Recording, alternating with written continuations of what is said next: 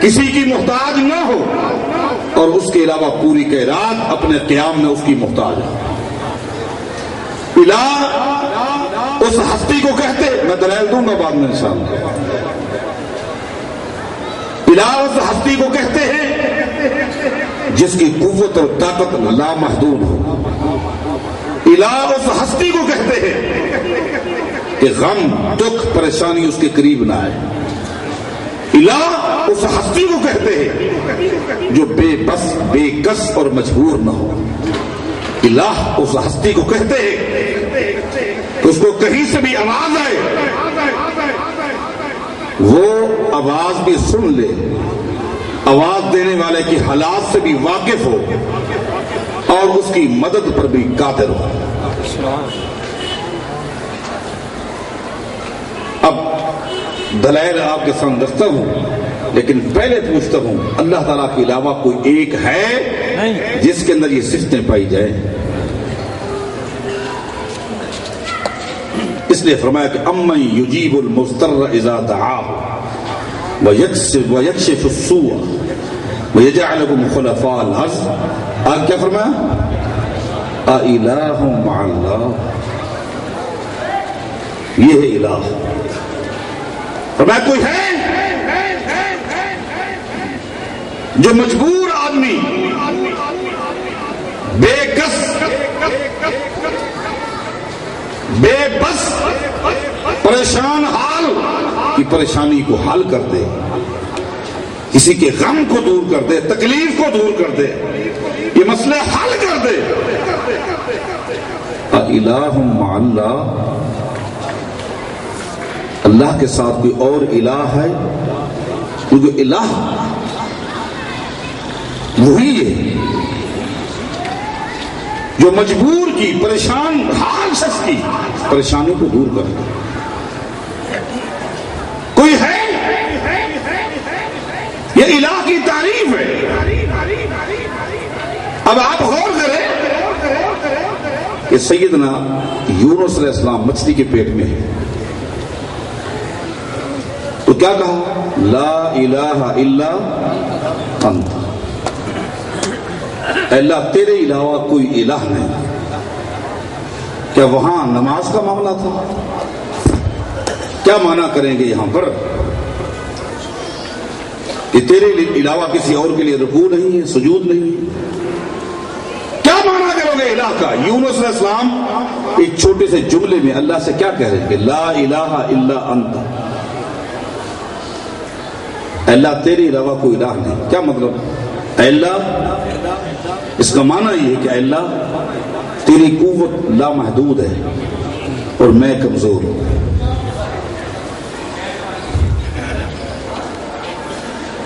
اے اللہ تو مجبور نہیں ہے، میں تو اس وقت مجبور بے کس. اے اللہ تو الہ ہے، مانا یہ میری آواز کو اس وقت تو ہی سن سکتا ہے.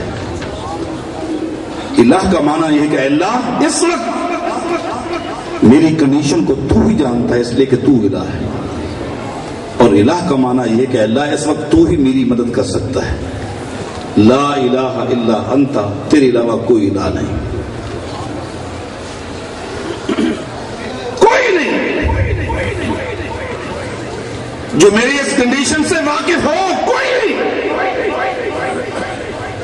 میرے ان حالات سے باخبر ہو. تیرے علاوہ کوئی بھی نہیں.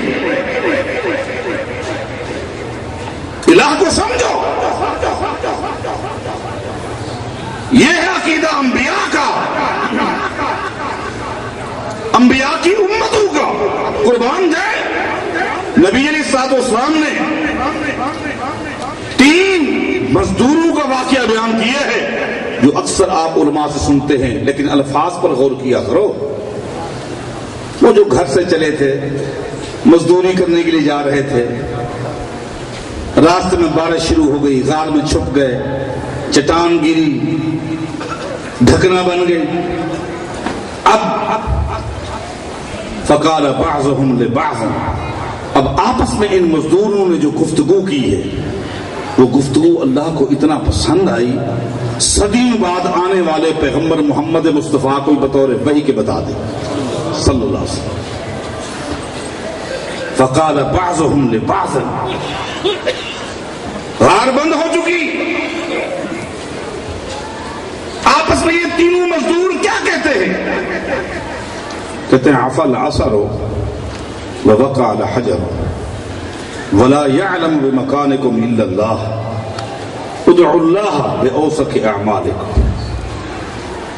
آپس میں کہتے ہیں عفا العصر، ہم گھر سے چلے تھے اور یہاں تک آئے، ہمارے پاؤں کے نشان تھے، اندر تو ہم بند ہو گئے، اب باہر نکلنا مشکل ہو رہا ہے، آج رات نہیں پہنچیں گے، گھر والے پریشان ہو جائیں گے۔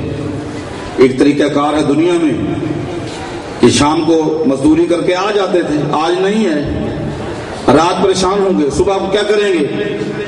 کسی کھوجی کو پکڑیں گے۔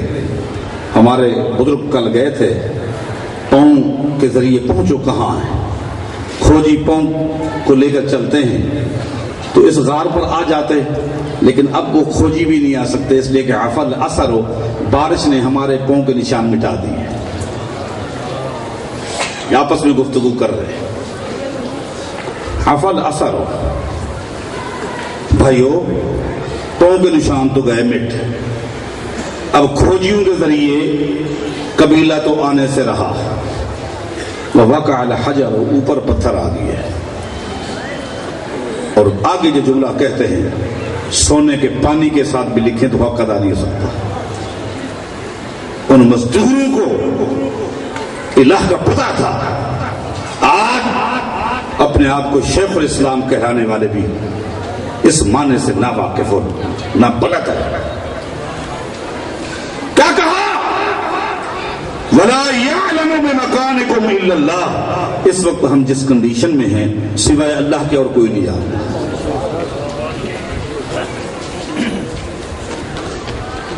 کوئی نہیں جانتا، دنیا کی کوئی ایسی گدی نہیں جو ہمارے حالات سے واقف ہو، ہم کس حالت میں ہیں اللہ کے علاوہ کوئی نہیں جانتا۔ فَادْعُوا اللَّهَ بِأَوْسَطِ أَعْمَالِكُمْ، جب اللہ کے علاوہ کوئی نہیں جانتا، آئیے آواز لگاتے ہیں، اللہ کو لگاتے ہیں، ہمارے حالات سے کوئی واقف نہیں۔ حضرات، یہ ہے صحیح منہج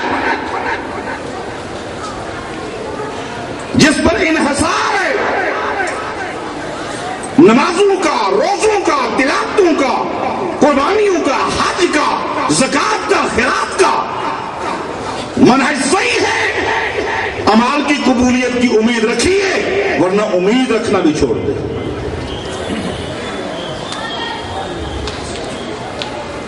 آپ دیکھیں ایک قافلہ عراق سے فلسطین کی طرف آ رہا ہے، اس قافلے کے اندر صرف 2 افراد ہیں، ان 2 افراد کا آپس کا تعارف یہ ہے کہ ایک خاوند ہے، ایک بیوی ہے۔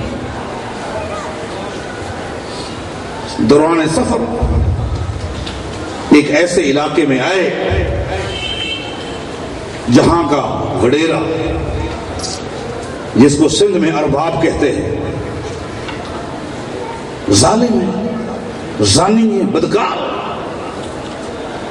یہ قافلہ زد میں آ گئی۔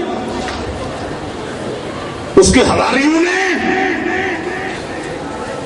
خاوند کو باہر چھوڑ دیا، اس کی بیوی کو اندر لے گئے۔ یہ خاوند کون ہے؟ جد الانبیاء ابراہیم علیہ السلام۔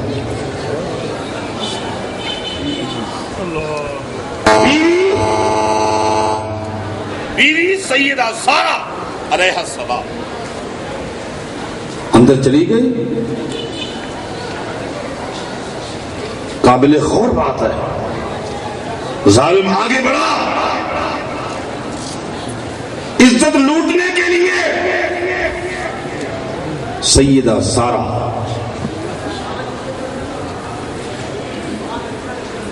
جب دیکھتی ہیں کہ قریب آ گئی ہے، سیدہ سارہ اور جد الانبیاء کے درمیان صرف ایک عمارت کا فاصلہ ہے، ایک عمارت کا. اندر بیوی ہے، اس عمارت کے باہر جد الانبیاء. یہ اعزاز، یہ شرف، یہ تمغہ صرف ابراہیم علیہ السلام کو اللہ نے دیا ہے. جد الانبیاء کا معنی جانتے ہو کہ اے ابراہیم تیرے ساتھ وعدہ ہو گیا، قیامت تک جتنے بھی نبی ہیں کہ سارے تیری اولاد میں سے ہیں. جتنے انبیاء آئے حتیٰ کہ آخری نبی محمد الرسول اللہ صلی اللہ علیہ وسلم بھی ابراہیم علیہ السلام کی نسل سے، اولاد میں سے. یہ کوئی معمولی اعزاز ہے، معمولی شرف ہے. جد الانبیاء باہر ہیں، بیوی بد کردار آدمی کے زد میں آ چکی ہے، وہ آگے بڑھتا آ رہا ہے. اس مشکل ترین گھڑی میں پوچھو سیدہ سارہ نے کس کو آواز لگائی؟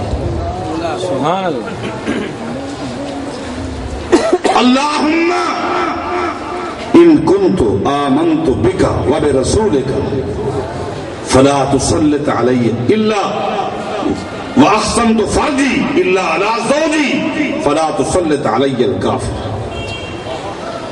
اللہم، اے اللہ. ایک تو آواز کس کو لگائی اور اس آواز میں درمیان میں کس کو شامل کیا؟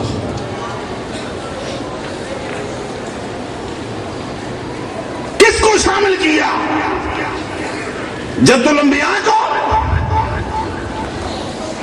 کسی اور ہستی کو؟ یہ پہلی آواز ہے. 3 مرتبہ سیدہ سارہ نے اللہ کو آواز لگائی اور 3 مرتبہ اللہم.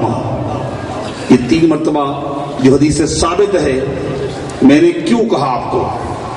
اس لیے کہ بعض حلقوں سے آواز آتی ہے کہ ہم دکھ میں، درد میں، تکلیف میں پہلی آواز اللہ کو لگاتے ہیں، دوسری آواز رسول اللہ کو لگاتے ہیں، تیسری آواز اولیاء اللہ کو لگاتے ہیں. ہم رب کو بھی مانتے ہیں، رسول کو بھی مانتے ہیں، اولیاء کو بھی مانتے ہیں. ہم کہتے ہیں یہ ترتیب باطل ہے. سیدہ سارہ کی پہلی آواز اللہ کے آگے، دوسری آواز اللہ کے آگے، تیسری آواز بھی اللہ کے آگے. یہ تقسیمیں باطل ہے، یہ ترتیب غیر صحیح ہے.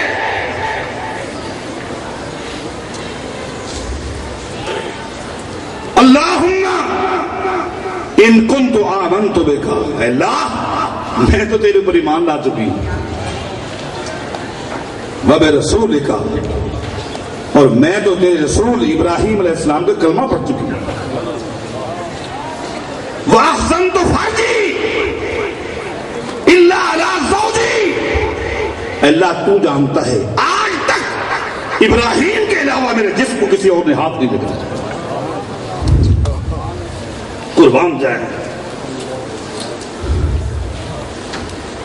بچے ذبح کرنے والا، بکرے چھٹے قربانی پہ قربان کرنے والا، پہلے اس منہج کو سمجھو ورنہ یہ سب باطل ہے. فلا تسلط علی الکافر، اے اللہ اس کافر کو میرے پر مسلط نہیں کرنا. بس سیدہ سارہ کی زبان سے توحید کی یہ کلمات جاری تھے. کافر کا جسم شل ہو گیا، ہاتھ پاؤں حرکت کرنا چھوڑ گئے، زبان باقی ہے. درخواست کرتا ہے میرے خلاف تو نے یہ کلمے کہے ہیں، اے خاتون میرے حق میں بھی رب کے آگے یہ جملے کہہ رہے. پھر سیدہ سارہ نے رب کو آواز لگائی، ٹھیک ہو گیا. شیطان نے پھر حملہ کیا، پھر بڑھا. پھر دوسری آواز لگائی تو بھی کس کو لگائی؟ 3 مرتبہ حملہ آور ہونے کی کوشش کرتا رہا اور 3 مرتبہ سیدہ سارہ اللہ کو آواز لگاتی رہی. مومن کی پہلی آواز بھی رب کے آگے، آخری آواز بھی رب کے آگے. یہ ہے توحید. پہلی رب کے آگے، خالق کے بعد دوسری آواز مخلوق کے آگے. آپ کو پتا ہے کہ سیدہ عائشہ رضی اللہ تعالی عنہا نے جب نبی علیہ السلام سے عبداللہ بن جدعان کے بارے پوچھا، یہ سن دنیا کے سخیوں میں سے ایک سخی گزرا ہے، اتنی تاریخی سخاوت کہ اس نے مکہ میں ایک بہت بڑی لوہاروں کی ٹیم کے ذریعے دیگ بنائی تھی اور 24 گھنٹے اس دیگ میں سالن تیار رہتا تھا. اعلان تھا، مکے والوں جس گھر میں سالن نہ پکے وہ بھی یہاں سے لے جائے. مسافر آتے جاتے کسی اور کے ہاں نہ جائے، یہاں سے لے جائے. اتنی بڑی دیگ تھی. احمد کی حدیث ہے، نبی علیہ السلام فرماتے ہیں کہ عبداللہ بن جدعان کی دیگ میں نے بچپن میں دیکھی تھی. جب ہم لوگ بکریاں چراتے تھے دوپہر کے وقت سارے چرواہے دھوپ سے بچ کر عبداللہ بن جدعان کی دیگ کے سائے کے نیچے ہم بیٹھے رہتے تھے. اتنا بڑا صحیح. سیدہ عائشہ رضی اللہ تعالی عنہا نے پوچھا، اے اللہ کے رسول صلی اللہ علیہ وسلم، عبداللہ بن جدعان کو اس کی سخاوت قیامت دن فائدہ دے گی؟ نبی علیہ الصلوۃ والسلام نے چٹائی کا ایک چھوٹا سا تنکا توڑا اور فرمایا کہ عبداللہ بن جدعان کو اس تنکے کے برابر اس کی سخاوت فائدہ نہیں دے گی. سیدہ عائشہ چونک گئی. وجہ فرمایا کہ عبداللہ بن جدعان کا جو عقیدہ خالق کے بارے تھا وہی عقیدہ مخلوق کے بارے تھا. بس خالق کے بارے عقیدہ تھا، جہاں سے آواز لگائیں وہ سن لیتا ہے. مخلوق کے اندر بھی بعض ہستیاں بنائی تھی، ان کے بارے بھی عقیدہ تھا، جہاں سے آواز دے وہ بھی سن لیتے. کوئی فائدہ نہیں. تینوں آوازیں سیدہ سارہ نے اللہ کے آگے لگائی. تیسری مرتبہ اس ظالم نے معافی بھی مانگی اور سیدہ سارہ کے عقیدے کو بھی سمجھا اور اپنی غلطی کے کفارے میں اپنی نوجوان لڑکی بھی ان کو ہبہ کر دی. یہ لے جائے، یہ تیری خادمہ رہے گی، یہ میری غلطی کا کفارہ ہے. اس نوجوان لڑکی کو لے کر سیدہ سارہ جب باہر آئی، اپنے خامند کو دیکھا. خامند بے قرار ہے، بے کس ہے، بے بس ہے، مجبور ہے، کچھ نہیں کر سکتا. البتہ ہاتھ باندھے ہوئے ہیں، قیام کی حالت میں اللہ سے اس تکلیف کے حل کے لیے درخواست کر رہے ہیں. نماز میں وَاسْتَعِينُوا بِالصَّبْرِ وَالصَّلَاةِ، اور کوئی حل نہیں. سیدہ سارہ قریب آتی ہیں، کہتی ہیں بس کر، رب نے مسئلہ حل کر دیے. سبحان اللہ. فارغ ہوئے، فرمایا کہ یہ اس نے مجھے ہبہ کی ہے اور یہ نوجوان لڑکی میں تجھے دیتی ہوں، تو اس کو اپنے نکاح میں رکھ. یہ وہ لڑکی ہے جس کے بطن سے سیدنا اسماعیل علیہ السلام پیدا ہوئے. عقیدے کو سمجھیے، صحیح منہج کو سمجھیے، توحید کو سمجھو تو صحیح.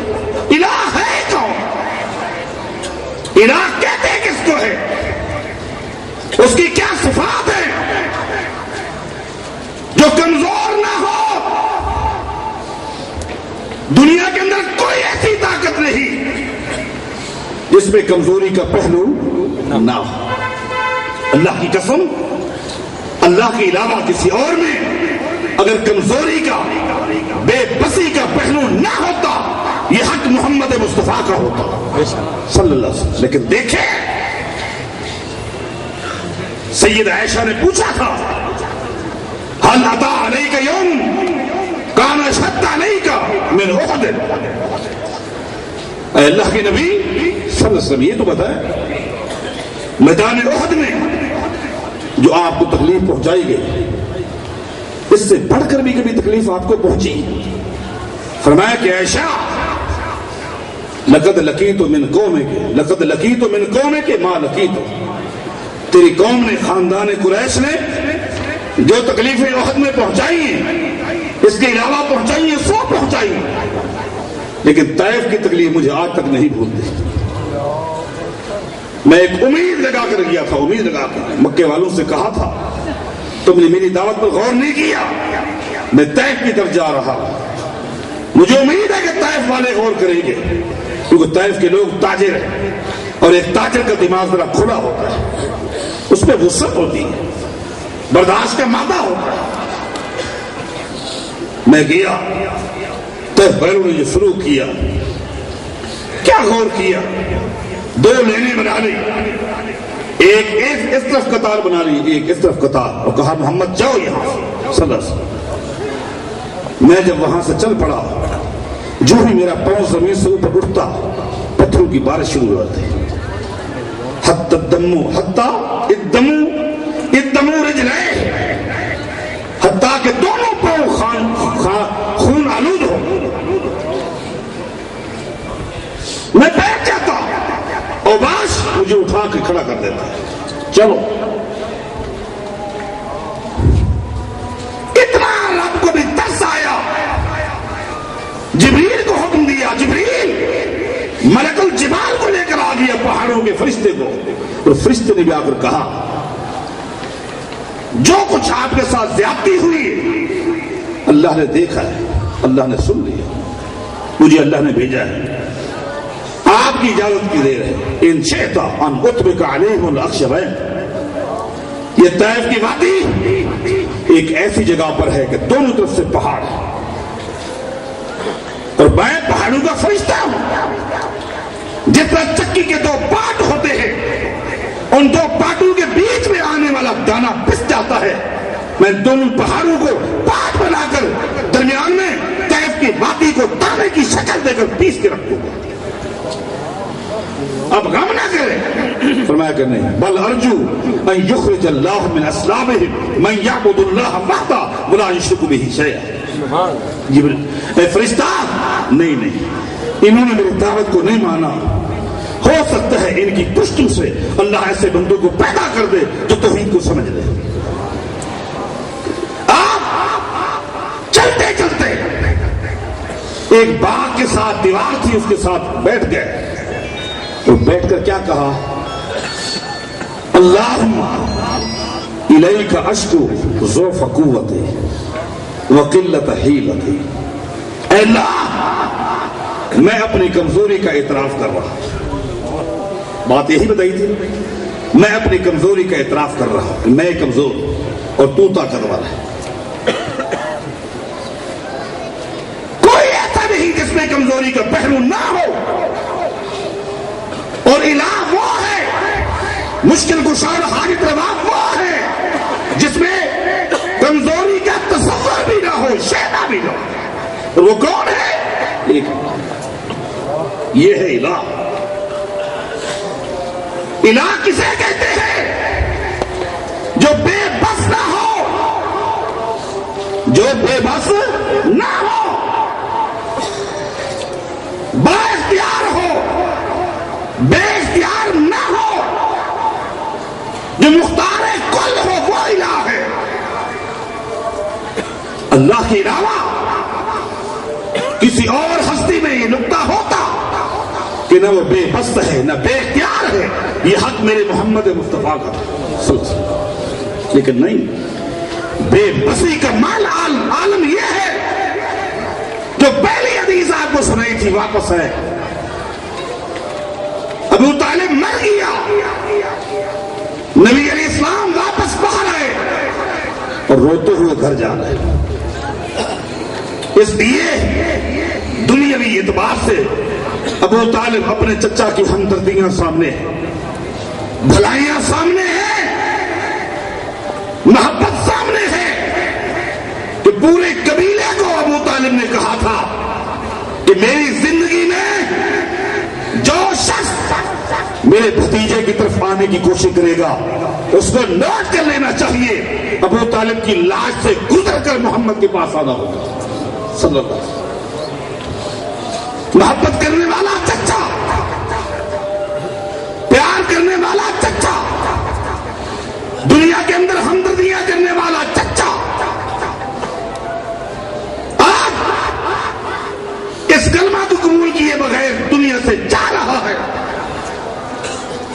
جبکہ نبی علیہ السلام نے کھڑے کھڑے اپنے چچا سے یہ بھی کہا تھا، یا عمّی قل لا الہ الا اللہ فی اذنی، چچا سب کے سامنے اگر لا الہ الا اللہ کہنے سے گھبراتے ہو محمد کے کان میں یہ کلمہ کہہ دو، کل قیامت کے دن ہوگا میں اپنی ہاتھ کی ہتھیلی میں آپ کی زبان سے نکلے ہوئے کلمے کو رکھ کر اللہ کے عدالت میں پہنچ جاؤں گا، کان میں کہہ دو۔ کتنا زور لگایا ہوگا، کتنی کوشش کی ہوگی، لیکن مخلوق میں ہر ہستی بے بس ہے، بے کس ہے، مجبور ہے، اور جو بے کس، بے بس اور مجبور ہو وہ الہ نہیں ہو سکتا۔ اللہ نے قرآن نازل کر دیا، انک لا تہدی من احببت ولکن اللہ یہدی من یشاء۔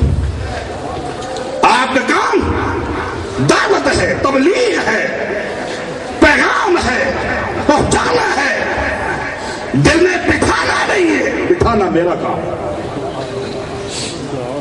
آپ غم نہ کریں۔ آپ دیکھیں احد کے میدان میں جب نبی علیہ السلام کو لو لوہان کیا آپ کا چہرہ مبارک خون آلود ہے، ماتھے سے خون ٹپک رہا ہے، نبی علیہ السلام نے بے ساختہ اپنے ذاتی جذبات کا اظہار کیا۔ بات کو سمجھ لیں، اپنے ذاتی جذبات کا اظہار کیا کہ یہ لوگ کیسے کامیاب ہوں گے جنہوں نے نبی کو بھی زخمی کر کے رکھ دیا۔ اور ایک حدیث میں آتا ہے جسے حفصہ فتح الباری میں لائے ہیں، غالباً یہ روایت مسند ابو یعلا میں بھی ہے، نبی علیہ السلام نے 3 مرکزی کافروں کا نام لیا، سفیان بن امیہ کا، سہیل بن عامر کا اور حارث بن ہشام کا، ان 3 کا جن کا احد کے میدان میں مرکزی کردار رہا۔ یہ کیسے کامیاب ہوں گے، یہ کیسے بخشے جائیں گے، یہ کیسے نجات پائیں گے؟ ذاتی جذبات کا اظہار اللہ کے نبی نے کیا، مانا یہ 3 کبھی کامیاب نہیں ہو سکتے۔ اللہ نے فوراً قرآن نازل کر دیا، لیس لک من الامر شیء او یتوب علیہم او یعذبہم فانہم ظالمون۔ اے میرے پیغمبر صلی اللہ علیہ وسلم، اللہ کے کسی بھی امر میں آپ کا کوئی دخل نہیں ہے۔ کامیاب کرنا نہ کرنا، بخشنا نہ بخشنا، توبہ کی توفیق دینا نہ دینا، یہ کس کا امر ہے؟ یہ میرا۔ اور اللہ کے کسی بھی امر میں آپ کا کوئی دخل نہیں ہے۔ اور قربان جائے ایسا ہوا جن 3 کافروں کا نام نبی علیہ السلام نے لیا تھا، فتح مکہ کے موقع پر 3 دو زانو ہو کر بیٹھے اور کلمہ پڑھ کے مسلمان ہو گئے۔ سبحان اللہ۔ اللہ فرماتا ہے لیس لک من الامر شیء، اللہ کی کسی بھی امر میں آپ کا کوئی دخل نہیں ہے۔ لوگوں، جب اللہ کے کسی امر میں امام الانبیاء کا کوئی دخل نہیں ہے، امام الانبیاء کے بعد کسی فرشتے کا نام بتاؤ، کسی نبی کا نام بتاؤ، کسی ولی کا نام بتاؤ جس کا امر اللہ کے کسی امر میں کوئی دخل ہو۔ اولاد دینا نہ دینا یہ کس کا امر ہے؟ اللہ۔ رزق دینا نہ دینا کس کا امر ہے؟ اللہ۔ صحت دینا نہ دینا کس کا امر ہے؟ پریشانی کو دور کرنا نہ کرنا یہ کس کا امر ہے؟ میں کہتا ہوں اگر اسی آیت کے مطابق عقیدہ بنا لیں تو دنیا کی کوئی ہستی کبھی کسی قبر کے آگے، شجر کے آگے، درخت کے آگے، پتھر کے آگے جا کر درخواستیں نہ کرے۔ جو قبروں کے آگے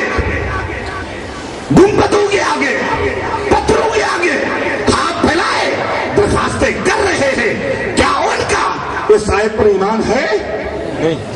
لیس لک من الامر شیء، اے نبی اللہ کے کسی بھی امر میں آپ کا کوئی دخل نہیں ہے، یہ الہ کا معاملہ ہے، یہ ہے عقیدہ، عقیدے کی ماسل